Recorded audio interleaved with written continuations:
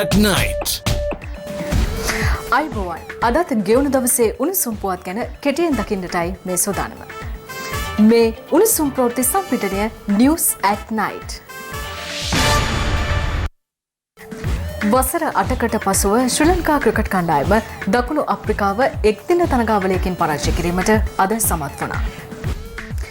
ඉතිහාසයේ පළමු වරට පැරා ඔලිම්පික් උළෙලකදී ලක්මව රනින් සරසූ දිනේෂ් ප්‍රියන්ත හේරත් සහ ලෝකඩ පදකමක් මව්බිමට දිනා දුන් සමිත දුලාන් කොඩිතුවක්කු ඇතුළු කණ්ඩායම අද පස්වරුවේ කටුනායක බණ්ඩාරනායක ජාත්‍යන්තර ගුවන් තොටුපළින් දිවයිනට ළඟා වුණා. ඔවුන් පිළිගැනීම සඳහා විශේෂ උත්සවයක් ක්‍රීඩා අමාත්‍යාංශය එක්ව සංවිධානය කර තිබුණා. ටෝකියෝ පැරාලිම්පික් 2020 ජපානයේ ටෝකියෝ අගනුවර කේන්ද්‍ර කරගනිමින් පැවති පැරාලිම්පික් උළෙලේදී පසුගිය 30 වනදා නව ලෝක වාර්තාවක්ද සමගින් ශ්‍රී ලංකාවට පළමු රන් පදක්කම දිනා දීමට දිනේෂ් ප්‍රියන්ත හේරත් සමත් වුණා. ඒ හෙල්ල විසිකිරීමේ සව්වේ F46 කාණ්ඩය යටතේ තම තෙවන උත්සාහයේදී හෙල්ලය මීටර් 67යි සෙන්ටිමීටර් 79ක දුරක් විසි කරමින්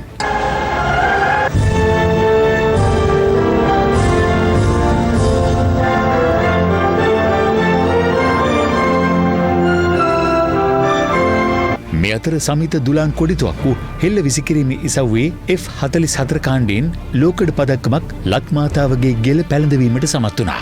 ශ්‍රී ලංකේ අභිමානය ලෝ හමුවේ තැබූ මෙම ක්‍රීඩකින් දෙපළට ක්‍රීඩා අමාත්‍යංශයෙන් සහ ශ්‍රී ලංකා ක්‍රිකට් ආයතනයෙන් රුපියල් කෝටි ගණනින් මූල්‍ය ත්‍යාග ලබා දීමට තීරණය කළ අතර අද උදෑසන ඔවුන් ජපානයෙන් පිටත්වීමට ප්‍රථම එරට ශ්‍රී ලංකා වාහන අපනයනකරුවන්ගේ සංගමය විසින් මෙම ක්‍රීඩකින් දෙදෙනාට වටිනා මෝටරත් දෙකක් පිරිනැමුවා. අද උදෑසන UL 455 දරන ගුවන් යානයෙන් ජපානයෙන් පිටත් වූ පිරිස අද සවස 4:20ට කටුනායක බණ්ඩාරනායක ජාත්‍යන්තර ගුවන් තොටුපළින් මෙලෙස දිවයිනට ළඟා වුණා.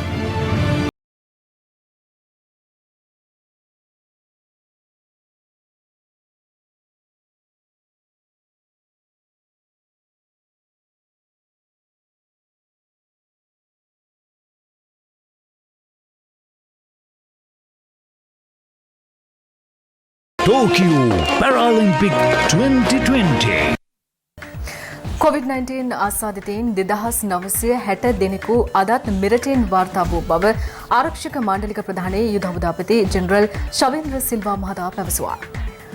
මේ අතර රජයේ ප්‍රවෘත්ති දෙපාර්තමේන්තුව අද නිවේදනය කළේ සැප්තැම්බර් 1 වෙනිදා සිට 5 වෙනිදා දක්වා දින 5 තුළ ප්‍රමාද වී වාර්තා වූ ආසාදිතයින් පිළිබඳ සංඛ්‍යා ලේඛන වසංගත රෝග විද්‍යා අංශය විසින් සංශෝධනය කර ඇති බවයි. ඒ අනුව මේ වන විට මෙරටින් වාර්තා වී ඇති සමස්ත COVID-19 ආසාදිතයින් සංඛ්‍යාව 4,71,859ක්. COVID-19 ආසාදිත මරණ 184ක් ඊයේ සිදු බවට සෞඛ්‍ය සේවා අධ්‍යක්ෂ ජනරාල්වරයා අද තහවුරු කළා. ඉන් මරණ 97ක් පිරිමි පුද්ගලයන් වන අතර සෙසු මරණ 87 කාන්තාවන්. අද තහවුරු කෙරුණු ආසාදිත මරණ අතර අවුරුදු 30ට අඩු මරණ 4ක් දවනවා. අවුරුදු 30ත් 59ත් අතර මරණ 46ක් සහ අවුරුදු 60ට වැඩි මරණ 134ක්ද ඊයේ සිදු වූ බවයි සෞඛ්‍ය අංශ පැවසුවේ. මේ වන විට සමස්ත ආසාදිත මරණ සංඛ්‍යාව 10504ක් දක්වා ඉහළ ගොස් තිබෙනවා. මේ අතර මෙරට COVID-19 ආසාදිතයන් ලෙස හඳුනා ගැනුණු ගර්භණී මව්වරුන් 5500ක පිරිසකගෙන් 40 දෙනෙකු මිය ගොස් ඇති බව සෞඛ්‍ය අංශය පවසනවා. මේක ලොකු ගැටලුවක්. සියලු මව්වරුන් එන්නත් කරණය කරොත් අපිට යම් දුරකට රෝගීන් මව්වරුන් සංකුලතාවයන් වලට පත්වීම සහ මව්වරුන් අතර ඇතිවන මරණ අපිට අවම කරගන්න පුළුවන් වෙයි. බොහෝ දිස්ත්‍රික්කවල 70%ක් පමණ ගර්භණී මව්වරුන් මේ එන්නත ලබාගෙන තියෙනවා. එන්නත් කරණය ලබා ගත්තත් සියලුම මව්වරුන් රෝගීන් ආරක්ෂා වීමට අවශ්‍ය සෞඛ්‍ය ක්‍රමවේද භාවිතා කරන්න ඕන. COVID-19 මර්ධන එන්නත් කරන වැඩපිළිවෙල අද දිවයිනේ දිස්ත්‍රික්ක කිහිපයකම ක්‍රියාත්මක වුණා. අප වාර්තාකරුවන් පැවසුවේ එන්නත් ලබා ගැනීම සඳහා ජනතාවගේ දැඩි උනන්දුවක් දකින්නට ලැබුණු බවයි. වයස අවුරුදු 20ත් 29ත් අතර පුද්ගලයන් සඳහා සයිනෝෆාම් එන්නත ලබා දීම කොළඹ, ගම්පහ, කළුතර සහ ගාල්ල දිස්ත්‍රික්ක ආශ්‍රිතව අදත් සිදු කෙරුණා. කොවිඩ් වසංගතය පාලනය සඳහා ලොව ලදරුවන්ට එන්නත් ලබා දෙන පළමු රට බවට පත්වෙමින් කියුබාව එරට වයස අවුරුදු 2 ඉක්ම වූ දරුවන්ට එන්නත් ලබා දීම ආරම්භ කර තිබෙනවා. ඒ අනුව කියුබාව සිය රට තුළ නිෂ්පාදනය කළ කොවිඩ් මර්ධන එන්නත් මේ සඳහා යොදාගෙන ඇති බවයි වාර්තා වන්නේ. ඒ සමගින් ලොව කොවිඩ් ව්‍යාප්තිය පිළිබඳවයි මේ විමසා බැලීම. කොවිඩ් වසංගතය හේතුවෙන් මේ වසර තුළදී රජයට ලැබිය යුතු ආදායම් රුපියල් බිලියන 1500ත් 1600ත් අතර ප්‍රමාණයක් අහිමි වී ඇති බව මුදල් අමාත්‍ය බැසිල් රාජපක්ෂ මහතා අද පාර්ලිමේන්තුවේදී ප්‍රකාශ කළා. අමාත්‍යවරයා මේ බව ප්‍රකාශ කළේ මුදල් පනත් කෙටුම්පත සහ ශ්‍රී ලංකා සුරකුම්පත් හා විනිමය කොමිෂන් සභා පනත් කෙටුම්පත අද පාර්ලිමේන්තුවේදී විවාදයට ගත් අවස්ථාවේදී මෙහිදී මුදල් පනත් කෙටුම්පත වෙනුවෙන් විපක්ෂය ඡන්ද විමසීමක් ඉල්ලා සිටි අතර එය වැඩි ඡන්ද 90කින් සම්මත වුණා.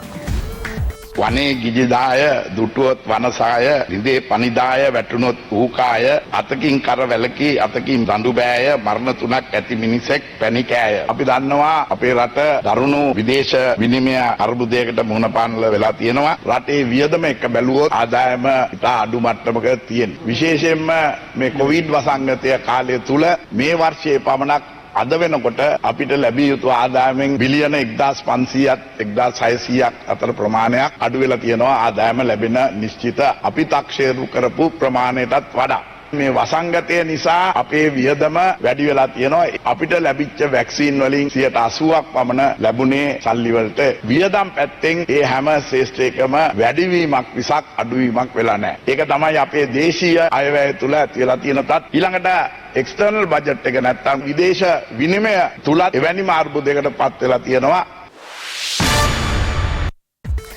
මිනිස් පරිභෝජනයට නුසුදුසු රුපියල් කෝටි 8කට අධික වටිනාකමකින් යුත් සීනි කිලෝ 6 ලක්ෂයකට අධික ප්‍රමාණයක් සහ සීනි පැණි තොගයක් සමග සැකකරුවෙකු වත්තලදී අත්අඩංගුවට ගෙන තිබෙනවා.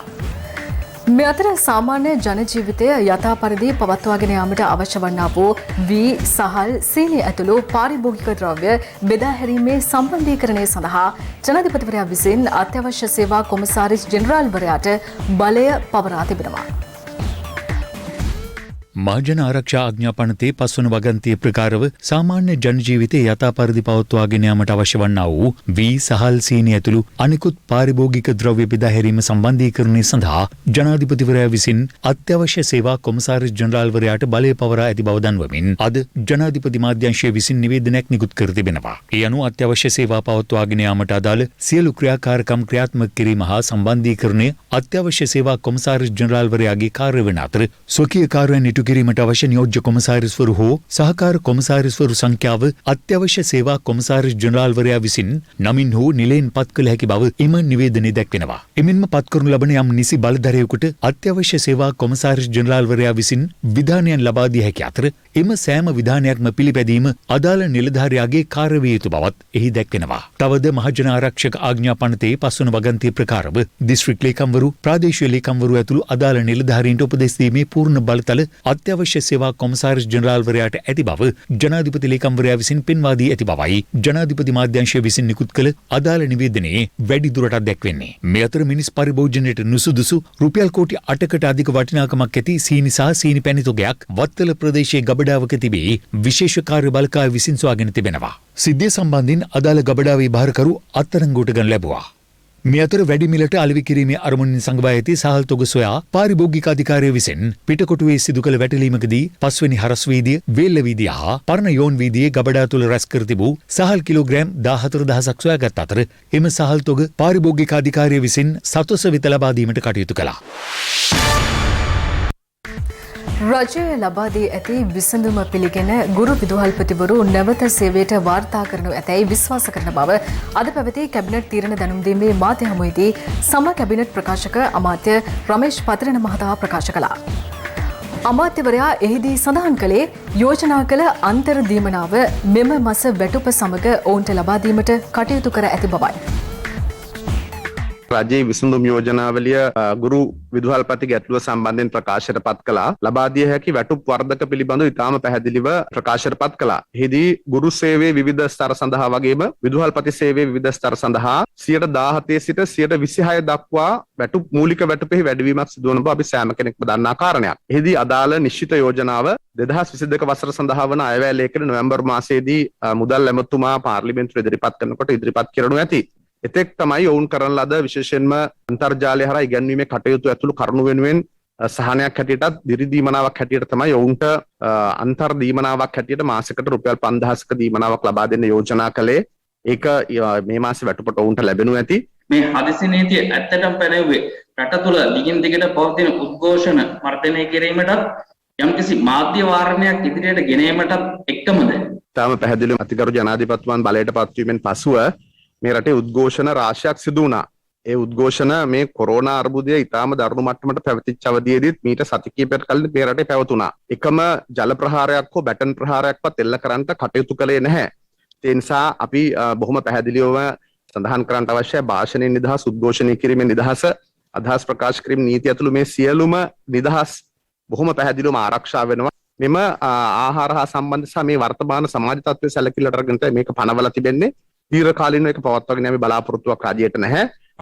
ඒ වගේම අපි ඊයේ රාත්‍රී 12 සිට ලොකු ලුණු ආනයනය කරනවා නම් ඒ සඳහා රුපියල් 40ක බද්දක් වෙනවා. දේශීය ගොවියා ශක්තිමත් කිරීමේ අරමුණින් තමයි රජය මේ තීන්දුව ගත්තේ. අජිත් නිවාල් කබ්‍රාල් මැතිතුමා තමන්ගේ අමාත්‍ය ධූරයෙන් සහ තමන්ගේ මේ ජාතික ලයිස්තු පාර්ලිමේන්තු ධූරයෙන් ඉල්ලා අස්වීමට සූදානම් රජයෙන් ආරාධනාවක් කරලා තියෙනවා. ඔහුට ආයේ මේ මහ බැංකුව අධිපති ධූරය බාර ගන්න කියලා පත්තර වාර්තා කරලා තියෙනවා. ඇත්තද මැතිතුමා මේක? වශයෙන් ස්ථිර වෙලා නැහැ. ඒ නිසා ඒකට ඒ සම්බන්ධයෙන් කියන්න තිබෙන්නේ පමණයි. ඒ සමගින් අපි අදට ඔබෙන් සමුගෙන යනවා. ඔබට සුබ රාත්‍රියක්.